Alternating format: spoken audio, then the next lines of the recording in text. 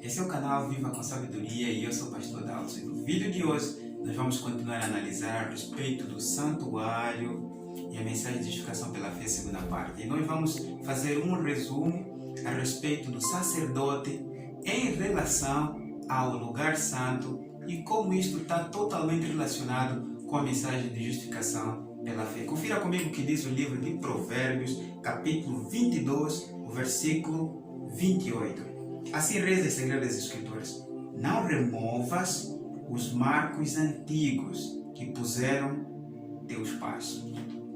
É interessante notar que a obra dos sacerdotes ela começava no pátio com o cordeiro que era sacrificado e o sangue era transferido para o lugar santo. A obra do sacerdote tinha continuação no lugar santo, que envolvia ali o candelabro, mudar aí o azeite, manter as lamparinas continuamente acesas, mudar os pães da preposição e fazer também a intercessão em relação ao altar de incenso, apresentando o incenso e apresentando o sangue.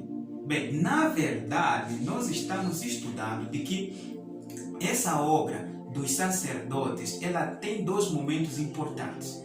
Um depende do outro.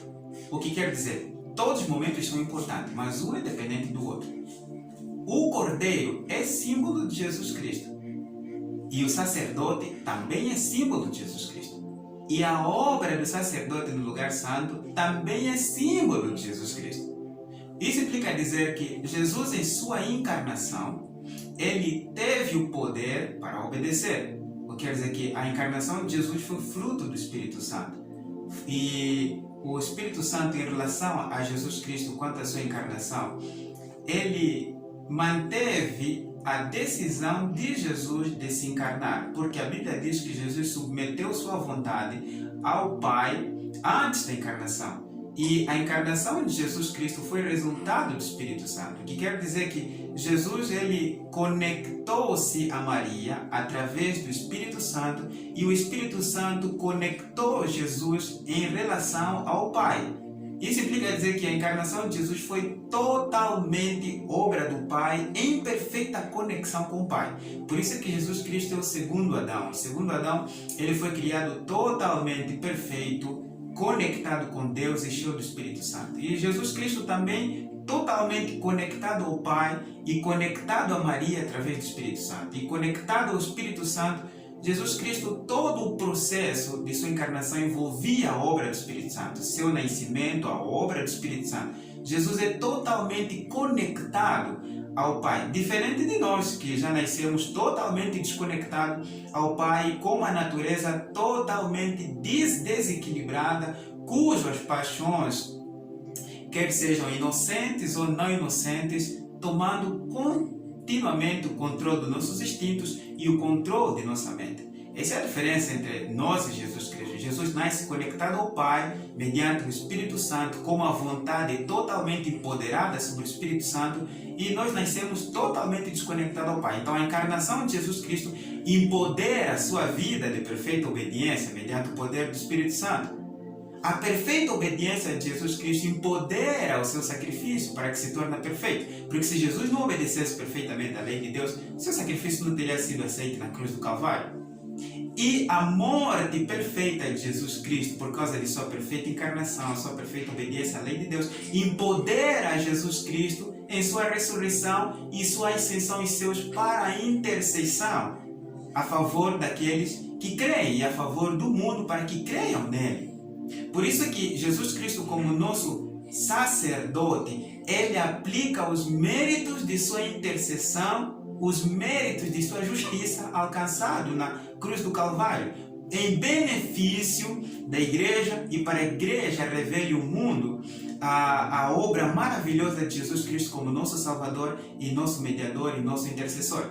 Por isso é que toda a obra de Jesus como nosso sacerdote, ela depende totalmente do seu sacrifício na cruz do Calvário, de sua perfeita obediência e sua perfeita encarnação.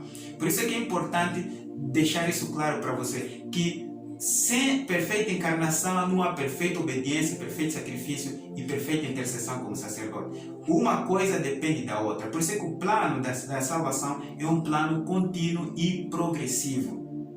Eu gostava que tu percebesse bem essa questão, porque ela é fundamental.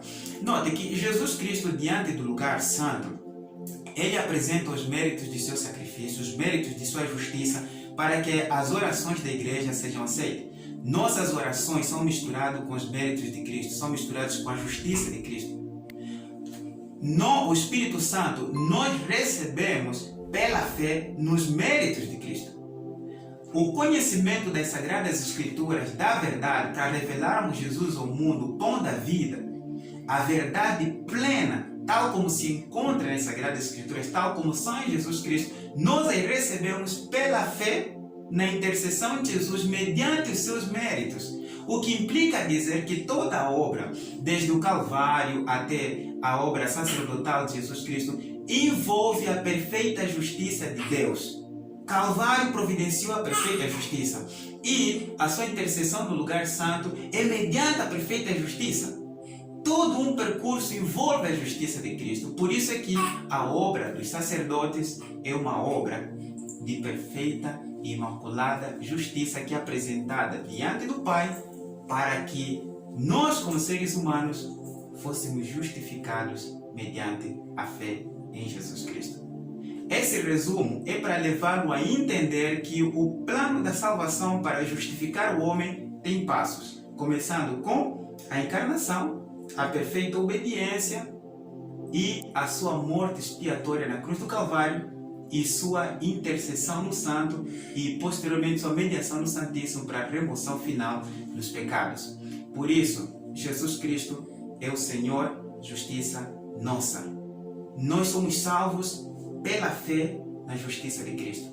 Todas as bênçãos as recebemos mediante a justiça de Cristo. Nenhum esforço nosso, nenhuma obediência nossa atrai as bênçãos de Deus, a salvação de Deus. Tudo. A salvação é mediante a justiça de Cristo. A santificação é mediante a justiça de Cristo. A glorificação é mediante a justiça de Cristo. A justiça de Cristo nos cobre em todo um processo do plano da salvação para a nossa justificação, santificação e redenção e glorificação quando Ele voltar nas nuvens dos céus. Jesus é o caminho, a verdade e a vida. Sem Jesus não há salvação. Fora de Jesus não há salvação. Nenhum ser humano será salvo por obedecer. Todos nós seremos salvos mediante a fé no sacrifício de Jesus Cristo. Meu desejo é que tu recebas Jesus como teu Senhor e único Salvador. Se você está tomando essa decisão, ore comigo.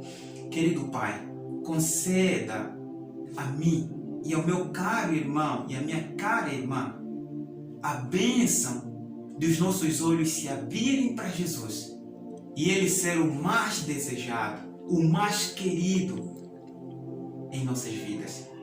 E que vivamos tão somente pela fé na justiça de Cristo, nos méritos de Cristo, que nosso foco seja Jesus. Abençoa-nos, Senhor, em nome de Jesus. Amém.